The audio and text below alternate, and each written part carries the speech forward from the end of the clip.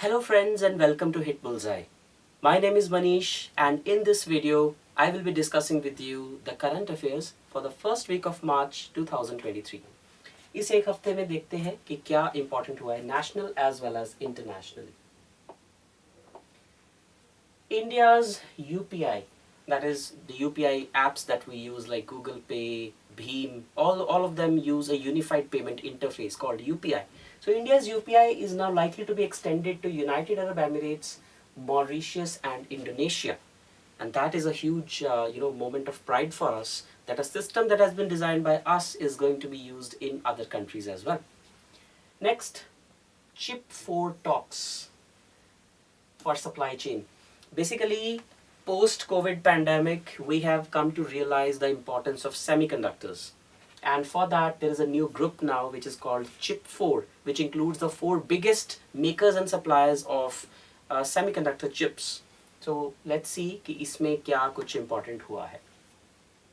Next, 2 Australian universities are going to set up their campuses in Gujarat's International Finance Tech City. For the first time, foreign universities are going to set up their campuses in India, which is going to be the start of a new era, we can say. Next, first women MLAs from Nagaland have been elected. The Nagaland has got its first women MLAs, which is a good start. Iconic chess player D. Gukesh has got Player of the Year award, befitting of the player. Next, World Obesity Day 2023. World Obesity Day. It did not used to gather much momentum till a few years back, but as lifestyle diseases continue to increase its burden on the world, World Obesity Day has come to occupy a significant position. Foxconn, a very famous Taiwanese company famous for semiconductor manufacturing and for iPhone assembling, is going to invest in Bangalore in India for the first time. Next, in sports, Santosh Trophy, which is also known as the National Football Championship, has been won by Karnataka after a long gap. Next, Electoral Democracy Index 2023 has been released and India has not been treated well on the index. We'll take a look at that. BBC, the British Broadcasting Corporation, has launched or announced the Indian Sportswoman of the Year for 2022. Take a guess and see whether it's correct or not. Take a guess in your head who that Indian sportswoman could be, who can be the Sportswoman of the Year. And finally, United Nations has inked its first high seas treaty for protecting the global commons, that is the oceans. Let's take a look at all these news one by one. Starting with the first one, India's UPI likely to be extended to UAE, Mauritius and Indonesia. So we use UPI apps in India. There are a lot of apps and all of them use the unified payment interface, which means it does not matter in which bank you have your account. You can transfer your money from any bank account to any bank account, and there are wallets that act as intermediaries, or there are apps that act as intermediaries, but the system that all of them are using is UPI. So India's UPI, or Unified Payments Interface, is going to be connected to comparable networks in Indonesia, Mauritius and United Arab Emirates. So what is it basically? It's a real-time quick payment system. तो real time में आप बहुत fast कोई payment करना चाहते हो within a few seconds, तो UPI उसमें help करता है. It would not make sense, let's say, if you go out to eat a burger in a restaurant and just to pay, let's say, 50 rupees, you have to transfer money from your bank account to that person's bank account through RTGS or maybe NEFT. It would not make sense. Or maybe you use net banking for such a trivial task. What makes sense is that you just scan any QR code which is there, just type the amount and click OK, and the transaction is done. You need not visit your banking app, you need not visit, you need not wait for the transaction time, you need not batch it in different batches. So all that hassle is perhaps let's say, relevant for bigger transactions. But as far as increasing the volume of small transactions is concerned, it is a system like UPI that comes into picture. Also, a week before now, Singapore's Pay Now launched cross-border connection for real-time digital payments. And also, India has announced, you can say, announced UPI support for its foreign remittances in 18 countries, including countries like Canada, USA, New Zealand, and Australia, where most of the Indian diaspora lives. So that is taking UPI to the next level. The National Payments Corporation of India, which was established by Reserve Bank of India and Indian Banks Association, created UPI. So RBI and Indian Banks Association together created the National Payment Corporation of India, and they created UPI. And it is a quick, real-time payment method. So many people are saying that UPI could be India's ultimate response to so many things that are originated in other countries, but we are using it. Finally, we have something that the world will use. Remains to be seen. Right? So UPI has gone global. So many countries which have been accepting it. For example, UK, France, UAE, Nepal, Bhutan, Singapore, Malaysia, and the list is just getting started. Next, chip 4 talks for supply chain. कोविड-19 जब आया था तो semiconductor की shortage बहुत जगह पे feel की गई थी, लेकिन 4 ऐसी कंट्रीज हैं, Japan, United states, south Korea and Taiwan, which are the world leaders in manufacturing and supply of semiconductors. So they have launched chip 4 talks for supply chain management. So they have held their first meeting under a new US-led framework to help ensure a stable supply of semiconductors, to outcompete China technologically, because China is also trying to up its manufacturing of semiconductors. In fact, India is also trying to do the same. So US का ये initiative है जिसमें Japan, south Korea और Taiwan, जो कि तीनों सबसे बड़े सेमीकंडक्टर मैन्युफैक्चरर्स हैं, इन तीनों को ऑन बोर्ड लाया गया है ताकि स्टेबल सप्लाई इसकी मेंटेन की जा सके. Right? So they inaugurated the meeting of Economic Security Dialogue among US, Japan and South Korea, which was launched in Honolulu.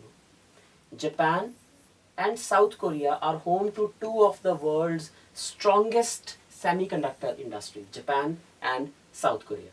And the forum aims to address the issues related to critical and emerging technologies, supply chain resilience of semiconductors, batteries and critical minerals, as well as data transparency amid US-China tech war. इसके दो angles हैं. एक है पूरी दुनिया में semiconductors की supply chain को मेंटेन करके रखना, और दूसरा है चाइना की डोमिनेंस को कम करना. Both are the aims of US. They also launched the first Chips for America funding opportunity, which is an invitation to compete for a share of $50 billion approved by Congress under the CHIPS Act for construction of new manufacturing facilities. So US has passed a law called the CHIPS Act to maintain and upgrade the supply chain resilience of semiconductors. उसके लिए $50 billion already sanctioned हो चुके हैं. So it shows the importance of semiconductors in the modern world, because they're used in all the electronic devices, gadgets, in fact even cars also. So when semiconductor is in shortage, then the supply or the manufacturing in all these industries comes to a halt, which also happened in India during COVID lockdown. We were dependent on Japan, South Korea and Taiwan for our supply, in fact on China also. And that is why India has now decided to become a semiconductor manufacturing hub. And Foxconn and Vedanta have a joint venture under which they are setting up India's largest semiconductor manufacturing plant in Gujarat. We discussed about it in the previous week's video. So India needs to do this, India needs to jump the bandwagon. 2 Australia universities to set up their campuses in Gujarat's Gift City. Gift City is the Gujarat International Financial Tech City. Gift City. Gujarat International Finance Tech City, which is a high-tech international city, and here University of Wollongong and University of Deakin are setting up their campuses. For the first time, foreign universities have been allowed to set up their campuses in India. Interesting बात ये है कि इन universities पे Indian law apply नहीं होगा, ये Australia का law apply होगा, so that they can operate the way they want to. But the best part is that Indians who are willing to study in these universities need not get an Australian visa. And that is the best part. So it takes away a lot of hassle, takes away a lot of technicalities and logistical problems. At the same time gives the opportunity to the students in India as well as the universities of foreign countries to come together. And that is possible only if they open their campuses in India. That is something that's just getting started. So Australian Prime Minister Mr. Anthony Albanese's maiden visit to India was the opportunity when this agreement was signed. And that's it. It remains to be seen whether this experiment comes out to be successful, because if it does, there are hundreds of other universities who are willing to come to India, because there are millions of students in India who are willing to pay and who are willing to get admissions into these universities. Next, Nagaland has got its first women MLA. These are the two women MLAs. पहली बार नागालैंड में women MLAs बनी हैं, members of legislative assembly. Recently, in 3 states, the assembly elections concluded, but Saltono Cruz and Hekani Jakhalu, both from the NDPP, that is Nationalist Democratic Progressive Party, they made history by becoming the first women candidates to be elected in the assembly election 60 years after it attained statehood. Right? And Miss Salotonu Cruz won from Western Angami constituency, and Miss Haikani Jakhalu clinched the Dimapur 3 constituency. Right? इससे पहले Rano Shaiza 1977 में was the only woman elected to the Lok Sabha. Right? तो यहाँ से legislative assembly की member नहीं कोई बनी, लेकिन MP एक woman रह चुकी है 1977 में, which was again a first of its kind.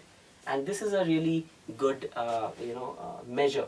It's a really good news, because women are getting participation in more and more institutions, and politics is really, really important. D. Gukesh has become the player of the year. He is an Indian grandmaster, which is a term used for chess player. So he has been honored with Player of the Year award by Asian Chess Federation for clinching gold medal with a record-breaking score of 9-11 at the 44th Chess Olympiad in Mahabalipur. तो D Gukesh पिछले साल भी बहुत news में रहे हैं. एक D Gukesh और एक आर प्रज्ञानंदा, इन दोनों चेस प्लेयर्स ने बहुत इंपॉर्टेंट विक्ट्रीज दर्ज की हैं पिछले साल इंडियन चेस के लिए. Gukesh became only the 6th Indian to break the 2700 ELO rating mark. ELO rating is a rating used for chess players. तो 2700 की rating break करने वाले ये 6th Indian player हैं आज तक के. And also is the youngest grandmaster from the country to be rated above 2700. तो इतनी ज़्यादा चेस प्रोफिशिएंसी के लिए इन्हें प्लेयर ऑफ द ईयर चुना गया है. इसके अलावा बाकी अवार्ड्स की बात करें तो तमिलनाडु सीएम M.K. स्टालिन को मिला है man of the year award for his effort in successful hosting of FIDE Chess Olympiad in August last year in Chennai. पिछले साल FIDE चैंपियनशिप जो है वो चेन्नई में हुई थी, और उसको बहुत अच्छे से होस्ट करने के लिए तमिलनाडु के सीएम M.K. स्टालिन को man of the year award मिला है. इसके अलावा best women's team of the year का अवार्ड मिला है Indian women's team which comprised Koneru Humpy, D Harika, R Vaishali, Tania Sachdev and Bhakti Kulkarni for their bronze winning effort. इनकी टीम ने ब्रॉन्ज जीता था, इसलिए इन्हें best women's team of the year का अवार्ड दिया गया है. So these are the awards given in the field of chess. Next is world obesity day. So world obesity means increased weight, but that is what obesity is. It is commemorated on 4th of March to promote health, to promote healthy diet and everything, to maintain a healthy weight, and approximately 800 million people across the world are living with the disease, while millions are at risk to get affected.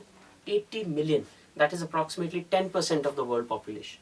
8 billion is the world population, 800 million people are obese, which is like overweight, like extremely overweight.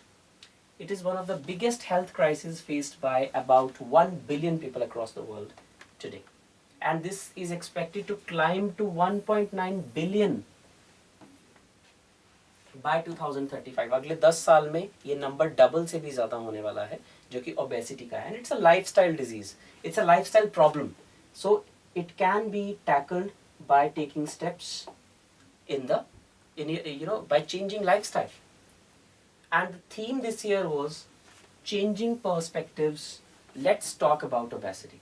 और ये दिन हमने 2015 से मनाना शुरू किया है. Because lifestyle disease is something that can be tackled by changing lifestyle.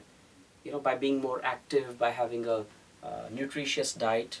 But apparently the lifestyle seems to be getting worse and worse, and that is why obesity has become such a big concern. So 4th of March is the World Obesity Day. Next, Foxconn to invest in Bengaluru. So try to relate it with the news where the Chip 4 talks have been held between US, Japan, South Korea and Taiwan. Foxconn, which is one of the world's biggest companies that manufacture semiconductor chips as well as iPhones, they are going to set up their first factory in Bengaluru, adjacent to Bengaluru's Kempegowda International Airport. So Foxconn is a Taiwanese company that assembles iPhones, and due to supply chain problems in China and due to various other issues, like lockdowns, unannounced lockdowns and all, they have decided to shift their base to India, slowly and slowly. So they are going to have a manufacturing campus in India where iPhones will be manufactured. It plans to make incremental investments totaling less than $1 billion to establish it as a hub for electronic manufacturing and to position itself as a rival to China for suppliers. That is how they see themselves in the long run. कि धीरे धीरे उन्हें China से अपना manufacturing base India में shift करना है, and they are starting with Gujarat and Bengaluru. Over the following years, it would create 1 lakh additional jobs, right? And in partnership with Vedanta, the same company Foxconn is setting up its biggest manufacturing plant for semiconductors in Gujarat. So there they will be manufacturing semiconductors. Here they will be assembling iPhones. Two different things. In sports, Karnataka has won the Santosh Trophy after 54 years. 54 years पहले Karnataka ने Santosh Trophy जीती थी, and now they have won it. Also known as the National Football Championship. They have beaten Meghalaya in the final, right? And it was held in the Saudi Arabian capital, which is Riyadh, right? तो Saudi Arabia में संतोष trophy हुई है, and इसका पूरा नाम है hero Santosh trophy because of course Hero Motocorp is the official sponsor, and All India Football Federation is the hosting authority, AIFF. इसके बारे में कुछ और facts देखते हैं संतोष ट्रॉफी के बारे में. So the tournament started in 1941 by IFA, Indian Football Association. So All India Football Federation का पुराना नाम होता था Indian Football Association. Right? It was named after son Manmatha Nath Roy Chaudhary, the Maharaja of Santosh, who died at the age of 61 in 1939. तो संतोष एक princely state थी, उसके महाराजा थे, इसलिए इसका नाम संतोष ट्रॉफी है. IFA later donated Santosh trophy to All India Football Federation, and अब All India Football Federation इसे होस्ट करते हैं. रनर अप जो है उसे मिलती है कमला गुप्ता ट्रॉफी. तो जो जीतते हैं उन्हें मिलती है संतोष ट्रॉफी. जो रनर अप होता है, जैसे कि इस बार मेघालय है, उन्हें मिलती है Kamala Gupta trophy, which was donated by the then president of IFA, Dr. S.K. Gupta, and named in honor of his wife Kamala Gupta. Third trophy को कहा जाता है संपानगी cup, which was donated by Karnataka State Football Association and named so in the memory of renowned footballer Sampangi, who was from Mysore. तो ये तीनों trophies के नाम Santosh trophy, Kamala Gupta trophy and Sampangi cup, given to the first, second and third position holders in the Santosh trophy. ये सारे facts आपके लिए important हो जाते हैं. Next we have Electoral Democracy Index. It has been criticized by the Indian government because India claims itself to be one of the most thriving democracies in the world, but we have got a rank of 108 in this index. You know, it has a lot of anti-India tone, so it's just that the rank is important, and it is launched by VDEM Institute. And you know, the rank has always been very low, but it is getting worse. So last year our rank was 100th, this year it is 108th. And most of the experts and even so many political opponents do not believe that 108 is an accurate rank of Indian democracy, right? But the institute VDEM, they justify India's low ranking because of autocratization, deterioration of democratic institutions, and some other countries are also cited as example. But it's just that the rank that you need to know. Next, BBC Indian Sportswoman of the Year. So I asked you to guess, who do you think is the BBC Indian Sportswoman of the Year? It is Mirabai Chanu, weightlifter Mirabai Chanu, जिन्होंने Commonwealth में medal जीता, world weightlifting championship में medal जीता. She is the BBC Indian Sportswoman of the Year for 2022. So she was Olympic silver medalist, and she has also won this same award in 2021 as well. तो 2 बार ये same title उन्होंने जीता है. उसके अलावा table tennis player है Bhavina Patel. She has won the BBC Para Sportswoman of the Year award. Para Sportswoman is a differently abled athletes. Then former captain of Indian women's hockey team Preetam Sivach has been conferred with BBC Lifetime Achievement Award. Right? तो मीराबाई चानू को मिला है Sportswoman of the Year, Bhavina Patel Para Sportswoman of the Year, Pritam सिवच Lifetime Achievement Award. उसके अलावा boxer है Neetu Ghanghas. She was chosen as BBC Emerging Player of the Year, and Women's Lawn Bowls team has been chosen for BBC Change Maker of the Year award. तो ये 5 awards BBC ने award किए हैं sports में, और ये आपको पता होने चाहिए.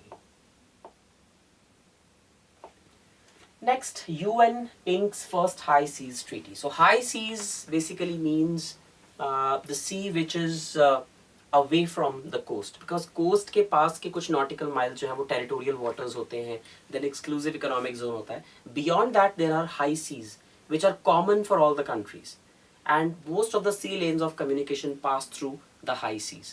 But high seas need to be protected, and for that there was no specific treaty. But now we have the High Seas Treaty. So the purpose is to protect the ocean bodies of the world that lie outside the national boundaries and are almost 2/3 of the world's oceans. तो पूरी दुनिया में almost 70% जो area है वो oceans occupy करते हैं, उसका भी 2/3 high seas है. That means more than half of the world is high seas, and to protect that we now have a treaty. It will create a new global body to manage the conservation of marine life and establish marine protected areas in the high seas. Just like national parks and wildlife sanctuaries, now there will be marine protected areas where you cannot do fishing, you cannot have any industrial activity and things like that. It is also referred to as the Paris Agreement for the Ocean, the treaty to deal with biodiversity beyond national jurisdiction, BBNJ, biodiversity beyond national jurisdiction. It brings 30% of the world's oceans into the protected domain. You know, so 2/3 of the oceans are high seas, and out of the total, 30% are already under the protected domain under the Paris Agreement for the Ocean. So it's a high time we do this, because we are again fighting against the climate change, and oceans play a significant role in fighting climate change. So if we have this treaty, it has come at a very opportune time, and you know, through treaties like this we can cover the entire globe, and we can, you know, have a pinpointed approach that how we can reduce climate change, how we can fight climate change. This is a good step in that direction. That is all for this week's current affairs. If you have any inputs, if you have any suggestions, please let us know in the comment section.